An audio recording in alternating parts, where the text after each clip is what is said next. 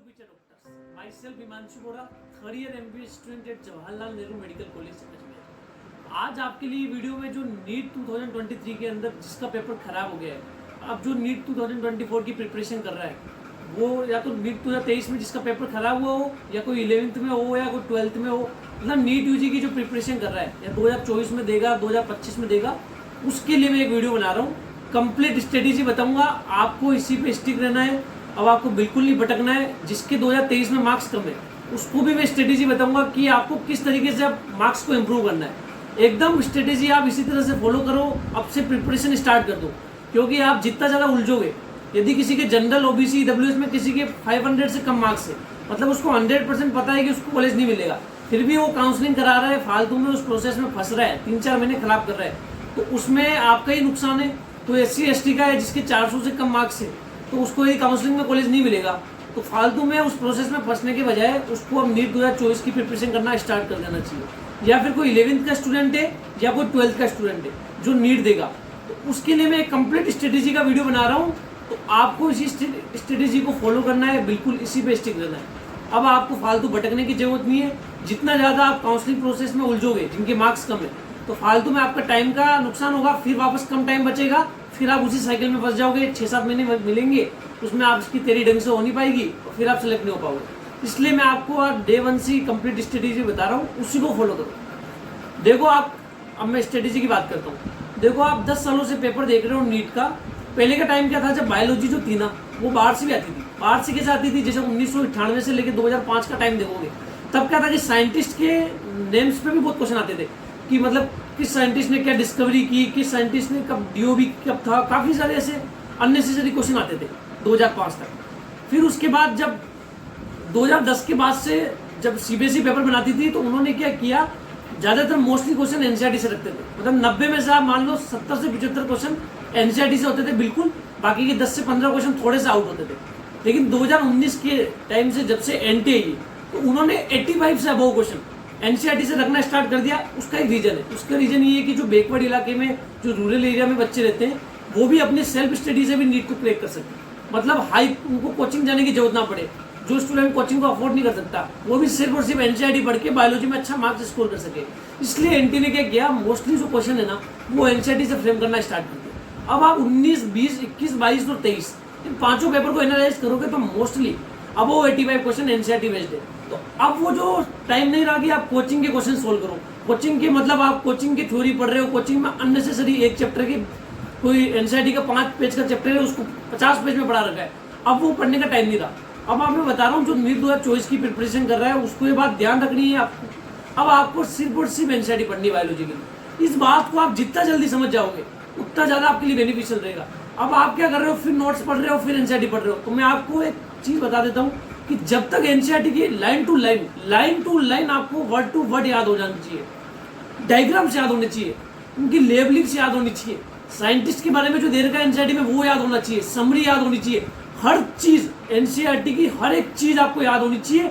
बिल्कुल माइंड में हर ये चीज़ बिठा लेना कि बायोलॉजी में आपको अब NCERT ही पढ़नी है जो नीट का एग्जाम क्लियर करना चाहता है। और जो नीट में फिर सीरियस नहीं है वो अननेसेसरी मटेरियल पढ़ेगा, लेकिन जो नीट के लिए सीरियस है उसके लिए मैं कह देता हूँ कि अब सिर्फ NCERT पढ़ो यदि आपको सिलेक्ट होना है। क्योंकि अब आपको बायोलॉजी में 330 से ज़्यादा स्कोर करना है। एक टाइम था तब आप 280 से ज़्यादा स्कोर करते थे तो भी सिलेक्ट हो जाते थे।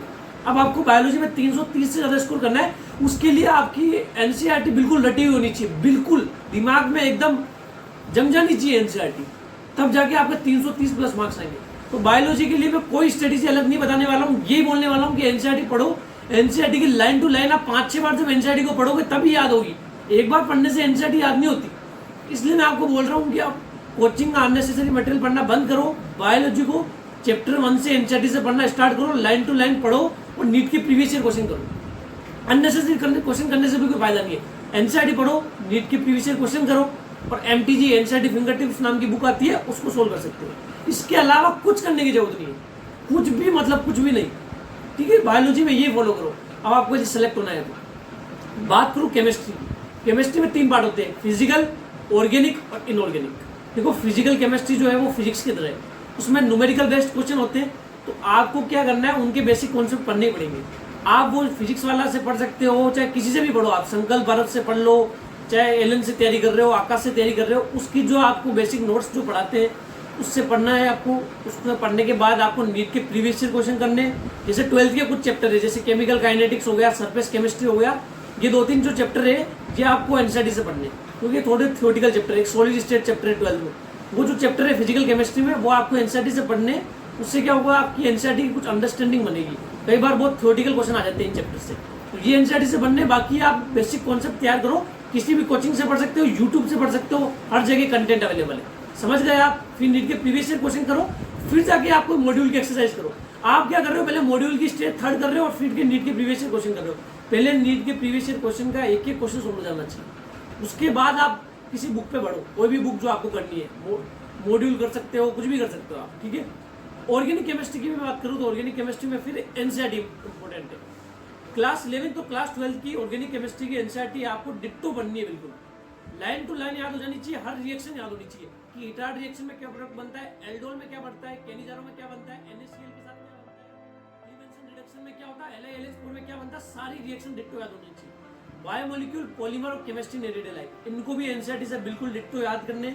3 क्वेश्चन आते हैं, वो सही करने हैं आपको। समझ लो मेरी बात, बिल्कुल एनसीईआरटी को इनसे पढ़ना चालू कर दो। और यदि नीट में सेलेक्ट होना है तो, यदि नीट में किसी को 650 से ज्यादा स्कोर करने, तो यही चीज करनी पड़ेगी, वही तैयारी होगी वापस।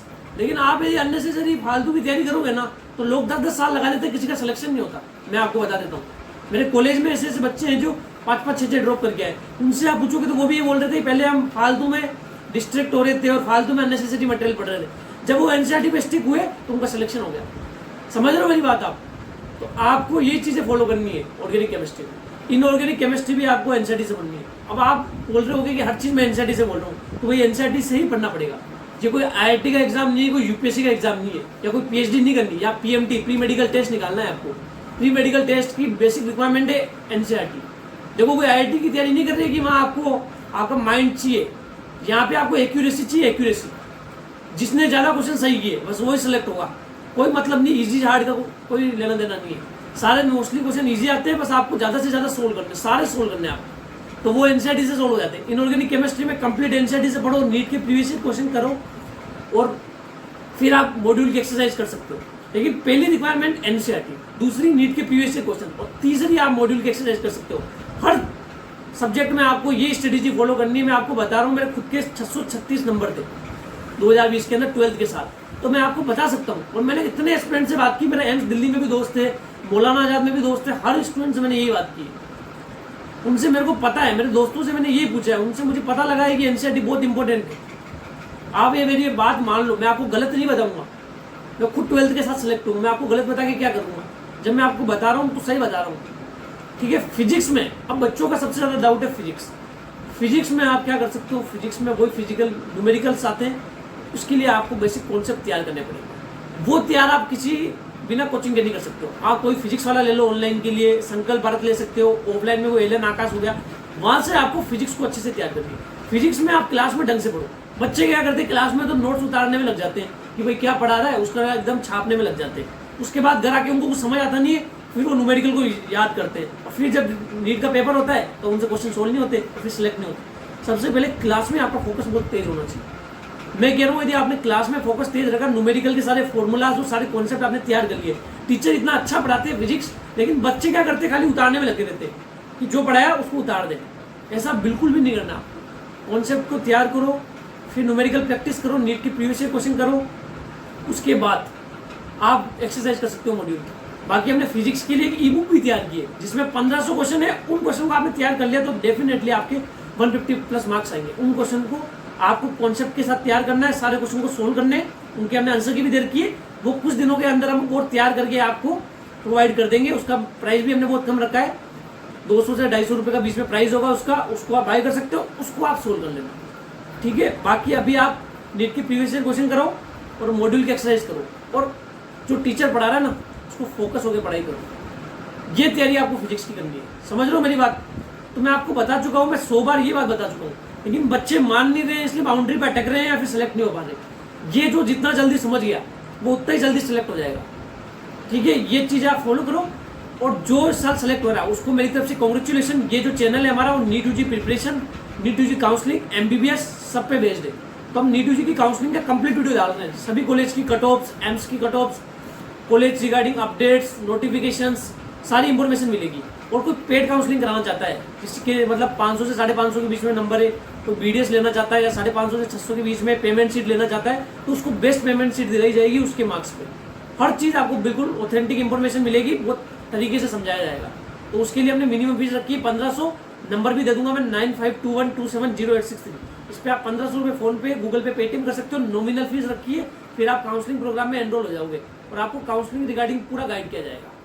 ठीक है, ये चीज़ कर सकते हो। बाकी नीट यूजी की जो प्रिपरेशन कर रहा है उसको इन चीज़ों को फॉलो करना है। Thank you so much. Video अच्छा लगा तो वीडियो को लाइक कर देना, कमेंट कर देना, ज़्यादा से ज़्यादा शेयर कर देना। आपको अच्छा नहीं लगा हो तो डिसलाइक कर देना, मुझे कोई फर्क नहीं पड़ता।